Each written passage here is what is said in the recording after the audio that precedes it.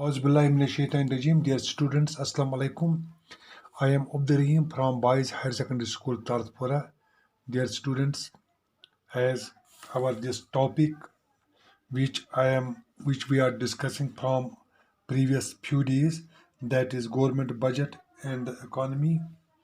And today our topic is direct and indirect taxes. Direct and indirect taxes. Dear students, as we have already discussed, what is a tax? A tax, which we have already discussed, a tax is a compulsory payment made by an individual, household, or firm to the government without reference to anything in return. And we have also discussed that the classification of taxes, that is progressive and regressive taxes, and ad valorem and specific taxes, and direct and indirect taxes. But today we are going to discuss what are direct and indirect taxes. Dear students, direct taxes, a direct tax is really paid by the person on whom it is legally imposed. A direct tax is really paid by the person on whom it is legally imposed. It is the definition given by Professor Dalton. It means that the tax, the amount of money which legally a person, a company, a group has to pay towards the government, and legally imposed.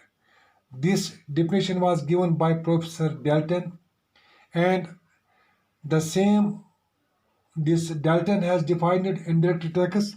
Indirect tax, and indirect tax is imposed on one person but paid partly or wholly by another. One person, and an indirect tax is imposed on one person but paid partly or wholly by another.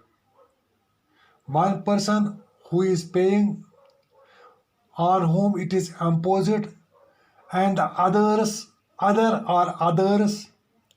had to pay partly or wholly. Now, what are the non-tax receipts? Non-tax receipts are those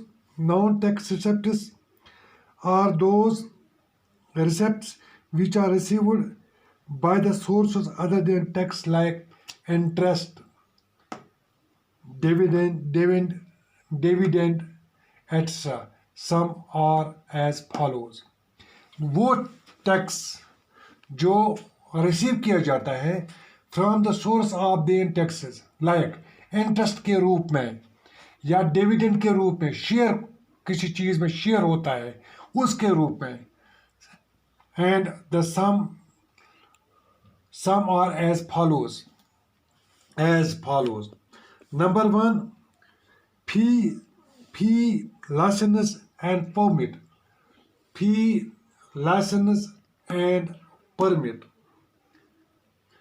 One of the main source of non-tax revenue of the government is fees, license and permit. The money which the government receives are the money which is paid towards government in the shape of fee, license and permit. When you are going to draw a vehicle, you need license. To get the license, there is a fixed fee which you have to pay towards the government, that goes to the government. It is tax. And it has, what is fees? A fee is a payment to the government for the service that it renders to the people. I will repeat. A fee is a payment to the government for the service that it renders to the people. Examples of fees are land registration fee, birth and death registration fees, passport fees, course, court fees, etc.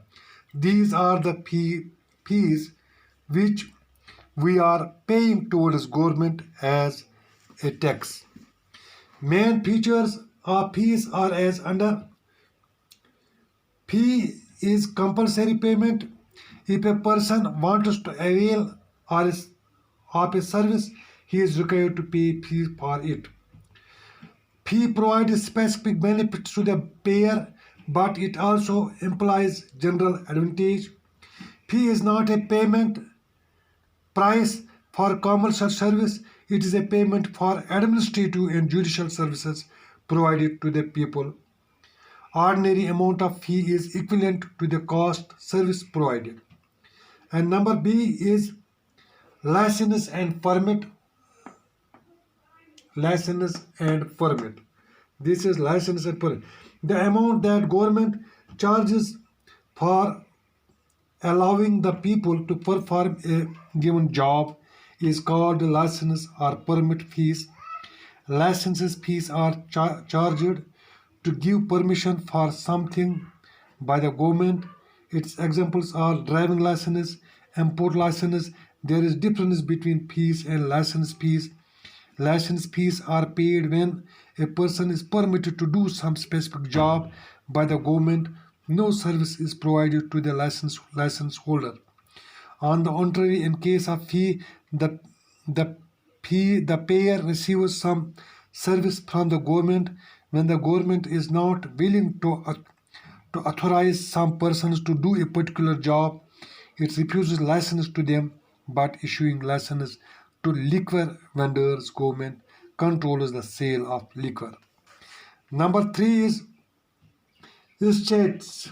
Estates refers that income of the state which arises out of the property that comes it from want of legal here, such as property has no claimant, state alone has the legal right over it. Number 3 is special assessment. It is yet another source of non-tax revenue of the government. Special assessment is that payment which is made by the owners of those properties whose value has appreciated due to the development activities of the government. For instance, when as a result of construction of a road or provision of sewerage system or construction of drains etc., value of the neighboring property or its rental value which appreciates, then a part of the development expenditure is recovered from the owners of such property by way of special assessment. Fines and penalties. Fines and penalties are those payments. Fines and penalties are those fines and penalties are those payments which are made by the lawbreakers to the government by way of economic punishment. The aim is not to earn revenue, its actual aim is to force the people to be law abiding, follow the rules and regulations. It is determined by the government in an arbitrary manner and not on the basis of the administrative cost. It is not an important source of revenue of the government. And fifth is next is income from the public enterprises. Several public enterprises are owned by the government. For instance, Indian Railway, Nangal Fertilizer Factory, Indian Oil, Bahali Steel Plant, etc. Profit from sale proceeds. Proceeds of the products of these enterprises constitute the income of the government. And number next is gifts and grants. Gifts received by the government are also a source of revenue.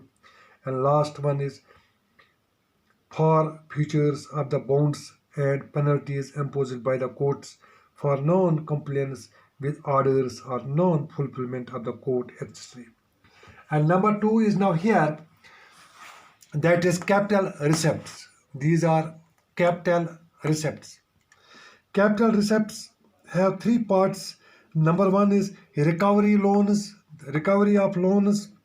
Number two is borrowing of other liabilities. Number three is other receipts.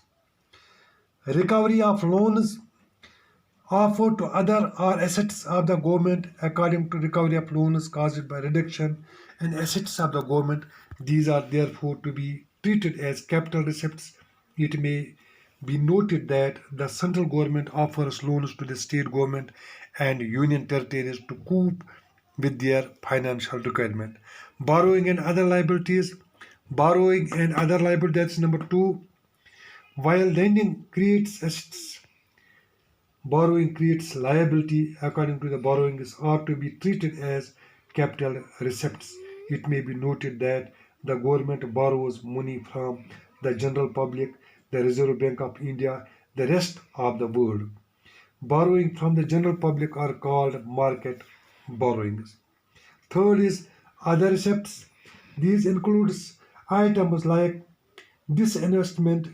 It is the opposite of investment. Disinvestment occurs when the government sells off its shares of public sector enterprises to private sector. It involves transfer of ownership of public sector enterprises to the private enterprises, briefly called privatization.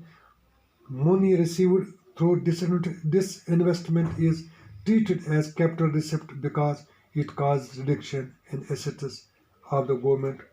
Now, dear students, I hope now this is clear to you, and tomorrow, inshallah, we will discuss about budget expenditure. Assalamu alaikum.